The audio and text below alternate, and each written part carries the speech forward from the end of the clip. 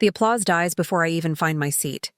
My name card sits at the far end of the wedding table, alone, isolated like an afterthought beside the catering station. Everyone else, my parents, my cousins, my sister's friends, they're bunched together near the dance floor, laughing under the string lights. My chair faces the exit. The bride, my sister, doesn't look at me when she walks past in her shimmering white gown. She brushes a tear of joy from her cheek, but she doesn't notice mine. If you're enjoying this, please subscribe and share. Your support keeps the stories coming. The DJ announces, "Family toast time," and the room bursts into cheers. I clutch my glass of champagne, waiting for someone to notice I'm missing from the family table. No one does. Not my mother, who's whispering something into my father's ear. Not my brother-in-law, who gives a speech about how lucky he feels to finally be part of this perfect family. Perfect. That word hits harder than the champagne burn sliding down my throat. Every camera flashes toward the happy couple, and I sit frozen in the corner like I wandered in by accident. Someone leans over from another table, one of my sister's co-workers, I think, and whispers, "Hey, are you with the groom's side or the bride's?" My lips twitch into a practiced smile. "Brides," she blinks, clearly confused. "Oh, I didn't see you in the rehearsal photos." Neither did I want to say. I wasn't invited to them. The waiter refills my glass out of pity. When I thank him, my voice trembles. It's the only sound I've made all night. This isn't new. Being invisible has always been my assigned role in the Harper family. Millie, the dependable middle child, the one who smiles when she's sidelined. I should be used to it.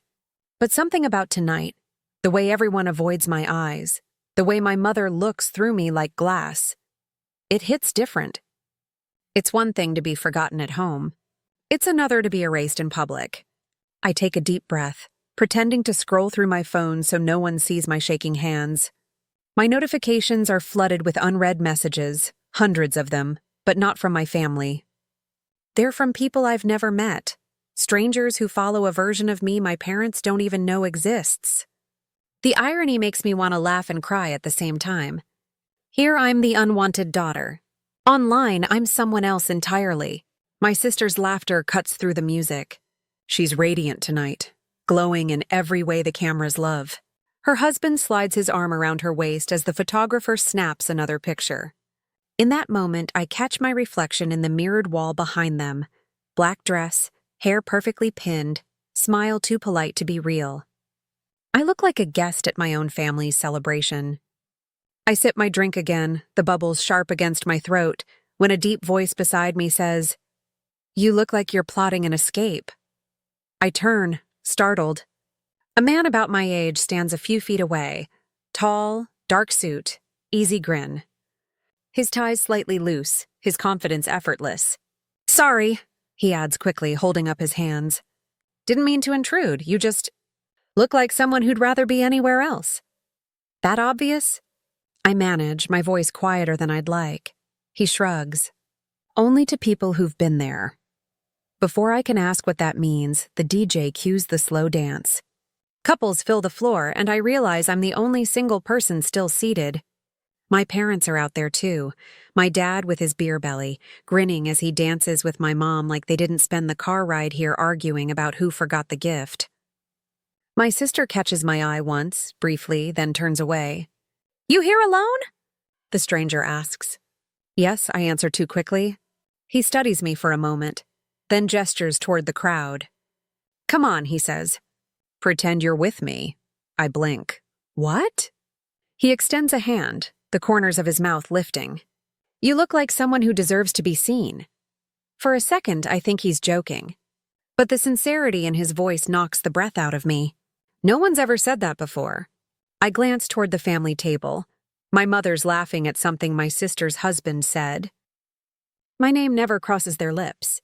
So I take his hand. It's warm, steady. He leads me toward the dance floor, weaving us through the sea of guests. The music slows, the lights dim. His hand rests lightly on my waist. We move awkwardly at first, then fall into rhythm. For the first time all evening, people are actually looking at me, not with pity, but surprise. "What's your name?" he asks softly. "Millie." "Nice to meet you, Millie." "I'm Luke." "Friend of the bride or groom?" "Neither," he says. "I'm the photographer's assistant. Got pulled in last minute." That makes me laugh. "So technically, we're both uninvited. Guess that makes us rebels." His grin is easy, unforced. But there's something behind it. Curiosity, maybe, or empathy. "You don't seem like the kind of woman who gets ignored," he says quietly. I almost choke. "You'd be surprised." He doesn't press, just spins me gently as the chorus swells. For a brief, dizzy moment, I forget where I am. The bitterness softens. Then the song ends and applause erupts. Cameras flash again. My mother's gaze sweeps past us, her expression tightening when she sees me dancing with someone. Her smile freezes. I know that look. It means I've broken formation. Luke senses it too. "Should I let go?" he murmurs. "Not yet." I don't know why I say it. Maybe because this is the first time I've felt like I belong in a photograph, even if it's just for a moment.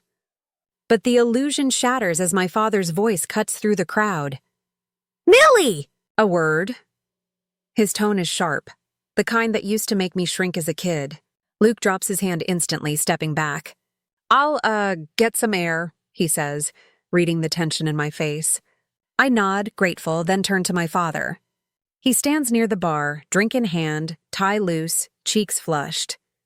"What the hell was that?" he demands under his breath. "What was what?" "Don't play dumb, Millie. You're making a spectacle of yourself." I laugh, bitter. "For dancing? At your sister's wedding. This is her day, not yours." I didn't realize standing alone like a ghost was better optics. His eyes narrow. "Don't start, Millie. You always have to make everything about you." That line again. The family anthem. "Everything about you." I bite the inside of my cheek, forcing the words back. I've learned not to argue. It never changes anything. But tonight something inside me cracks. Maybe it's the champagne. Maybe it's the years of being the afterthought. Maybe it's the fact that I've built an empire in secret, and the people who taught me to stay quiet still think I'm nobody. "Congratulations," I say flatly, setting my glass down. "You did it," he frowns. "Did what?" "Raised a daughter so well she knows how to disappear." I turn away before he can reply. My pulse hammers as I slip out the side door into the cool night air. The laughter and music fade behind me. I breathe in the silence like medicine. My phone buzzes again, more notifications. 1,000 new messages. I open the app and scroll through the comments. "Your last episode changed my life. You made me believe my voice matters. Thank you for speaking what I couldn't say. If only they knew." The woman they're thanking, the voice behind one of the most downloaded podcasts in the country, is sitting outside her sister's wedding alone. Luke finds me a few minutes later, carrying 2 plastic cups of champagne.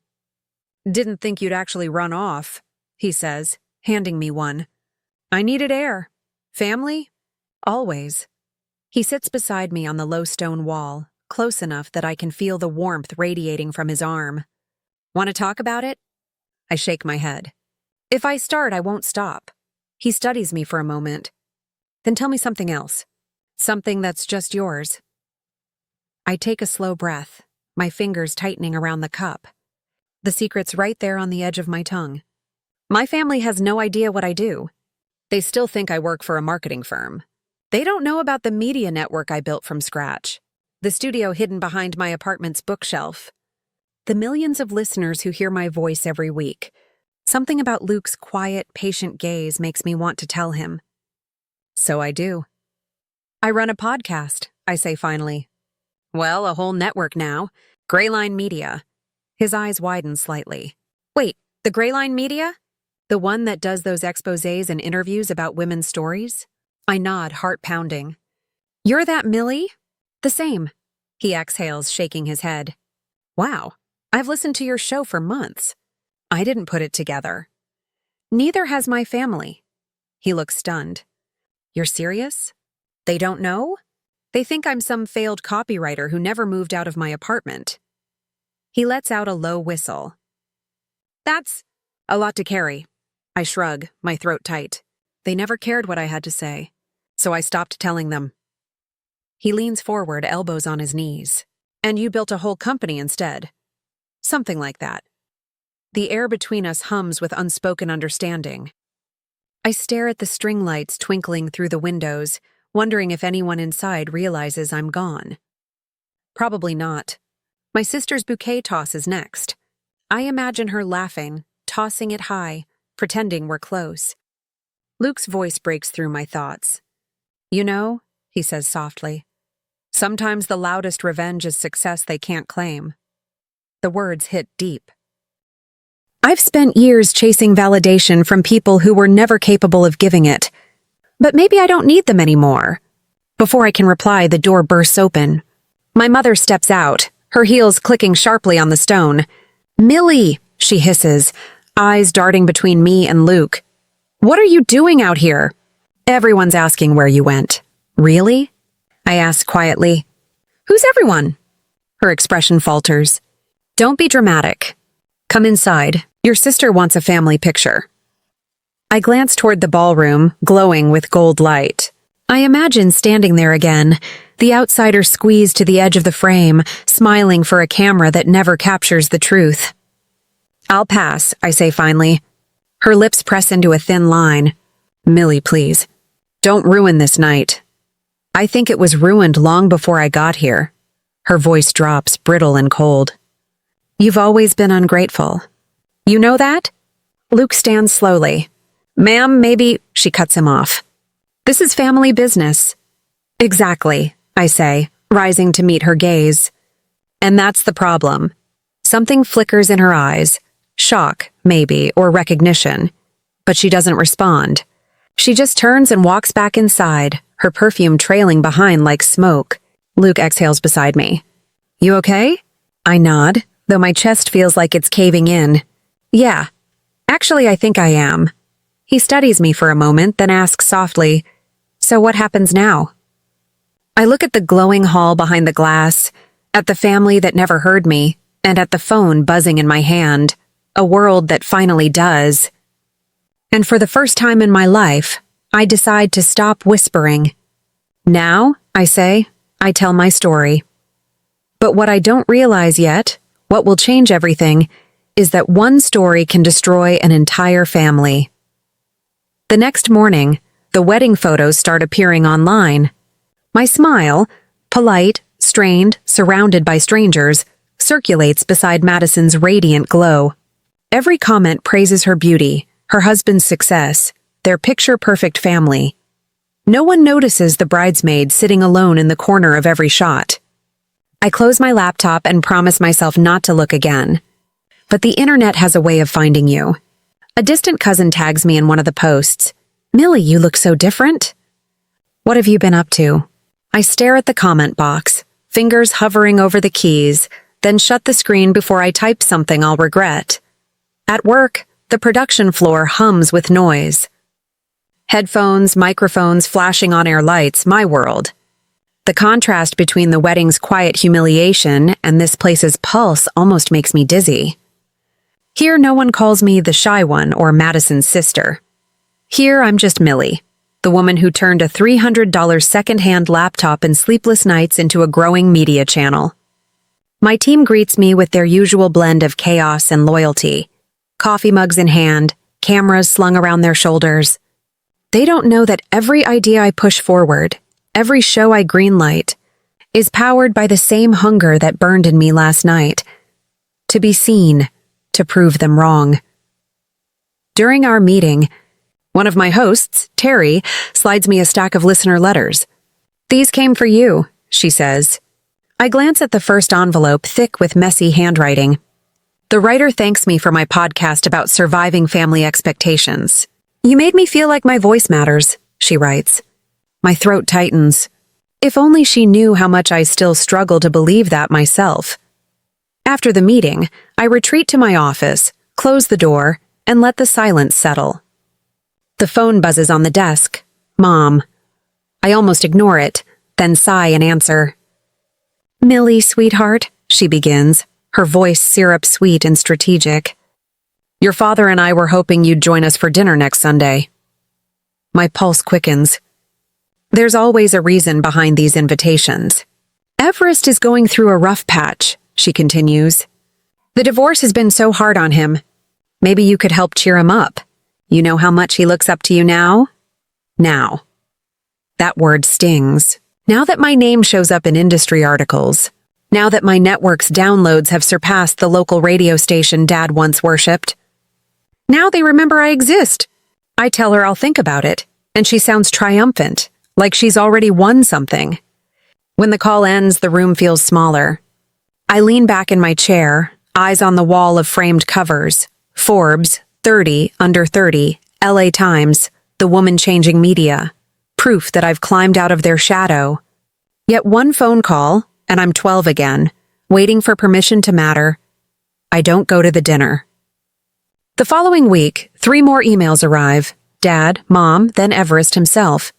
They alternate between guilt and manipulation. Family takes care of family.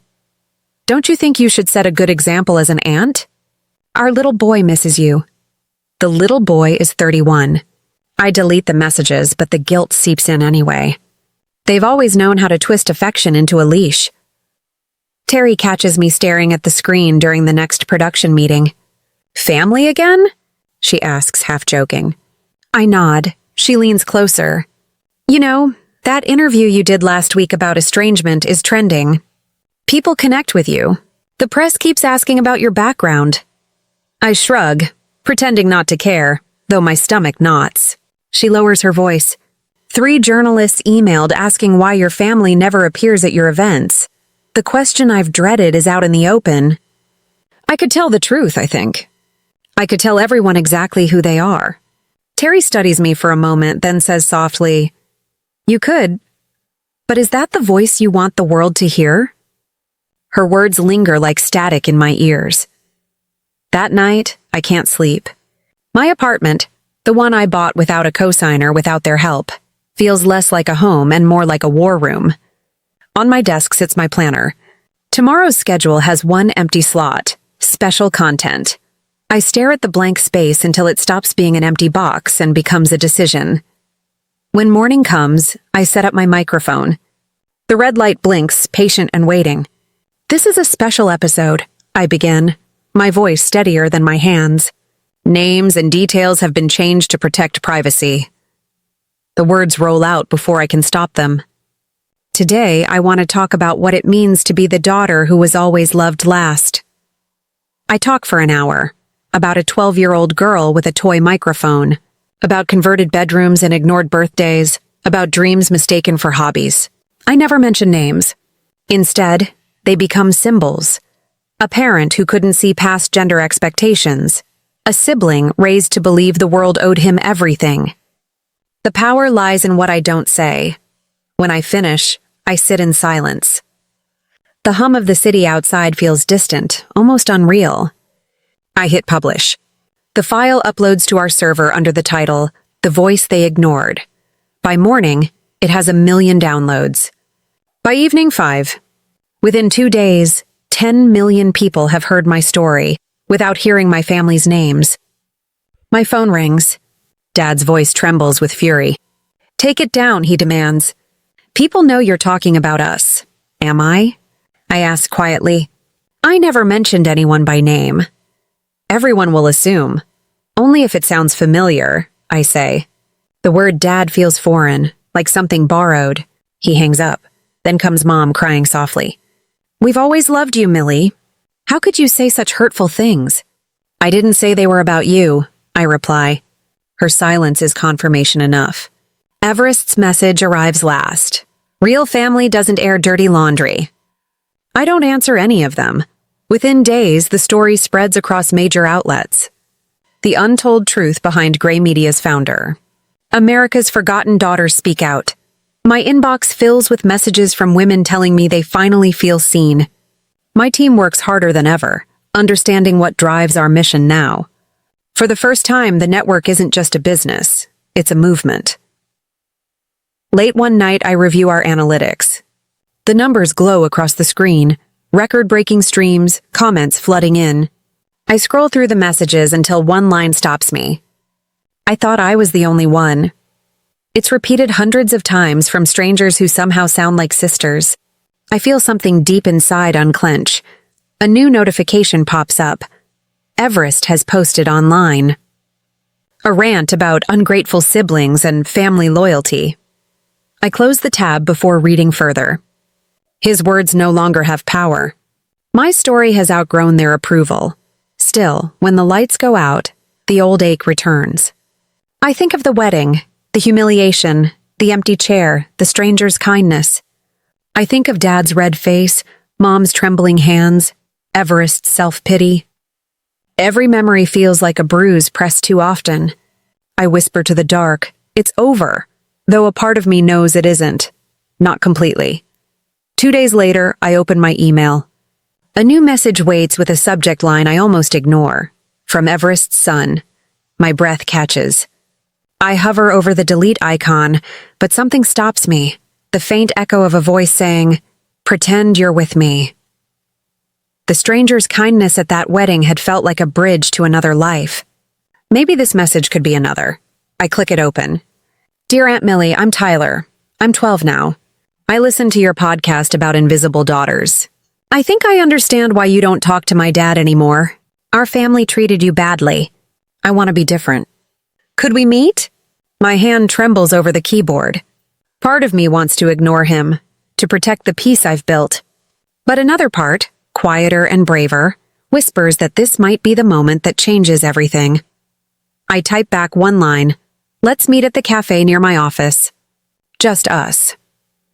Then I press send, heart pounding as if I've just stepped onto a bridge that could collapse or finally carry me somewhere safe. The next chapter of my life waits in that uncertain space, between silence and forgiveness, between pain and possibility, and I can already feel the ground shifting beneath my feet. The cafe sits on the corner of a quiet downtown street, sunlight spilling across its windows like gold. I arrive 10 minutes early, nerves twisting inside me. I tell myself it's just coffee, just a conversation, but I know better. This isn't about caffeine. It's about history repeating itself, and maybe, finally, breaking free from it. My hand circles the rim of the cup, steadying the tremor in my fingers. Every sound, the hiss of the espresso machine, the clink of cups, feels amplified, like the world holding its breath. Then I see him. Gangly limbs, shy posture, hair that falls into his eyes. Tyler, Everest's son, my nephew. He walks in, clutching a small box wrapped in torn comic strips, the kind of thing a child does when they're not sure what counts as a gift. He spots me, hesitates, then offers a hesitant smile that somehow carries the same gentleness I once tried to find in my brother. "Hi," he says, sliding into the chair across from me. "Thanks for meeting me." "Hi, Tyler," I manage. "You've grown a lot since I last saw you." "I don't really remember," he admits. "Dad didn't talk about you much. The words sting, but they don't surprise me." I gesture to the box. "What's that?" He pushes it toward me. "Mom helped me wrap it. She said you might want it back." I peel away the comic paper, and time folds in on itself. Inside lies a small plastic microphone, cracked along one side, yellowed with age.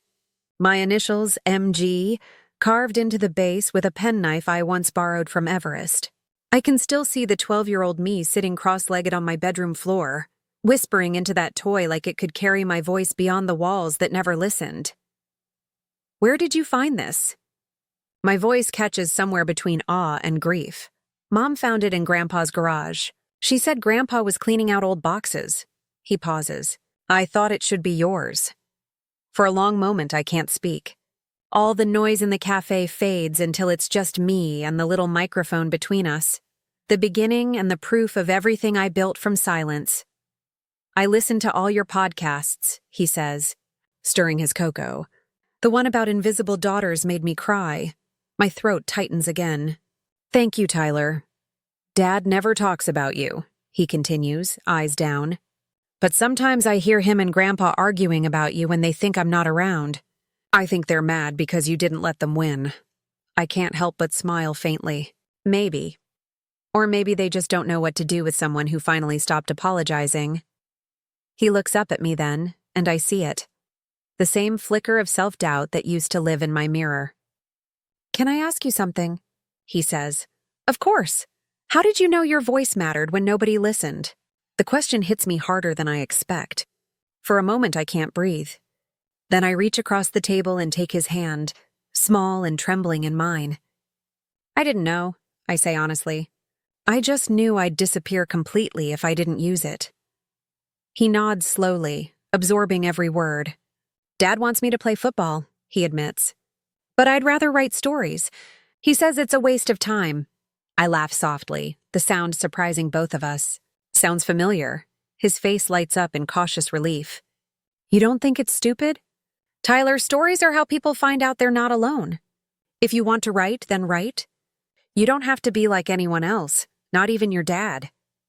For a second, his eyes glisten. "Could I maybe learn how to record them? Like you do?" "When you're ready, I promise. I'll teach you everything I know." He smiles then, a real, unguarded smile, and something deep inside me shifts. The years of bitterness, the heavy silence, the ache of never being chosen, they don't vanish, but they loosen their grip. Maybe this is what healing feels like. Not a grand apology, but a small hand reaching across the table to choose something different. When we finish, he stands awkwardly, box now empty, courage now full. "Thanks, Aunt Millie," he says, "for meeting me. Thank you for reminding me why I started." Outside, the city glows in the late afternoon light. He waves once before disappearing into the crowd. I stay there a while, watching until he's gone, until the cafe feels like a sacred kind of silence, the kind that doesn't hurt anymore. That evening, back in my apartment, I set the broken toy microphone on the shelf between my Peabody Award and the framed Forbes article that once called me the woman who changed the sound of media. The contrast makes me smile. A cracked plastic toy beside a crystal trophy. Beginning and culmination, pain and triumph. I open my private recording journal, the one no one else will ever hear, and press the red button. "Not every wound needs an apology to heal," I whisper. My voice sounds steadier than ever. Sometimes the greatest freedom comes from realizing how strong the silence made you. I pause, thinking of Tyler's hopeful eyes. And sometimes healing arrives through the ones who watched and chose to be better. A soft chime interrupts the quiet. A voice message. I press play, expecting another work update, but it's him, Tyler, his voice small, earnest, beautiful. "I started recording my own stories, Aunt Millie," he says. "I just finished the first one. It's about a kid who finds his voice even though no one's listening." Tears rise before I can stop them. I laugh through the blur. "Good for you, kid," I whisper. "Good for you." I set the phone down and look around my apartment, the shelves lined with books, the framed headlines, the microphone glowing on my desk. The world outside hums faintly, but for once it doesn't demand anything from me. The silence feels kind, almost holy. I walk to the window. The city sprawls beneath me, alive with light. Somewhere down there, a boy with my eyes and my stubbornness is learning that his voice matters. That's enough. That's more than enough. For a long moment, I just breathe. No anger, no guilt, no weight. Just the quiet certainty that everything, the humiliation, the heartbreak, the fight, led here. The cycle that started with my father's neglect and my brother's entitlement ends not with revenge, not even with forgiveness, but with something better. Understanding. I touch the little microphone again, feeling the ridges of my carved initials. "We made it," I murmur. Not with noise, but with truth. Outside, the sun begins to set, casting a golden glow across the glass trophies, across the plastic toy, across the woman who learned to speak for herself when no one else would listen. And as the light fades, I press record one last time. "My name is Millie Gray," I say softly, voice strong and sure. And this is how the silence finally broke. I stop the recording, smiling through tears that don't feel heavy anymore. The world doesn't need to hear this one. It's for me, for Tyler, for the girl who once whispered into a broken toy, hoping someone might care. Outside, the city glitters like applause. And in the quiet that follows, I know the story isn't ending. It's beginning again, not with a shout, but with a whisper.